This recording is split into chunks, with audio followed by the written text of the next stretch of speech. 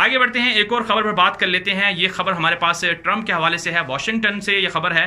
Trump نے عالمی عدالت کو، جو عالمی عدالت انصاف ہے، اس کو مسترد کر دیا ہے، اسے غیر آئینی قرار دے دیا ہے۔ ٹرمپ نے کہا ہے کہ عالمی عدالت کون ہوتی ہے جو اسرائیل کا یا امریکہ کا حساب کرے۔ اس سے پہلے امریکہ کے جو جنگی جرائم تھے اس حوالے سے ایک کیس دائر کیا گیا تھا، مقدمہ دائر کیا گیا تھا عالمی عدالت کے اندر، اور کہا گیا تھا کہ امریکہ نے افغانستان کے اندر معصوم لوگوں کو قتل کیا ہے، عراق کے اندر معصوم لوگوں کو قتل کیا ہے۔ عالمی عدالت نے اگرچہ وہ مطالبہ مسترد کر دیا ہے عالمی عدالت انصاف نے، لیکن ساتھ ساتھ ٹرمپ نے اس فیصلے کو خیر مقدم بھی کیا کہ امریکہ کے خلاف جو مقدمہ تھا وہ مسترد ہوا، لیکن انہوں نے کہا کہ ہم عالمی عدالت کو نہیں مانتے ہیں۔ تو یہ بدماشیاں صرف پاکستان کے خلاف ہیں۔ FATF جو پاکستان کو دہشت گردی کے اندر شامل کرنے کے لیے ایک تنظیم بنائی گئی ہے، اس کے اندر بھی پاکستان کو ملوث کیا جاتا ہے۔ اقوام متحدہ کے جو فیصلے ہیں وہ بھی پاکستان کے لیے ہیں، سلامتی کونسل کے جو فیصلے ہیں وہ بھی پاکستان کے لیے ہیں۔ آخر یہ امریکہ بدماش کیوں بنا ہوا ہے؟ اس کے خلاف کیوں یہ فیصلے نہیں ہیں؟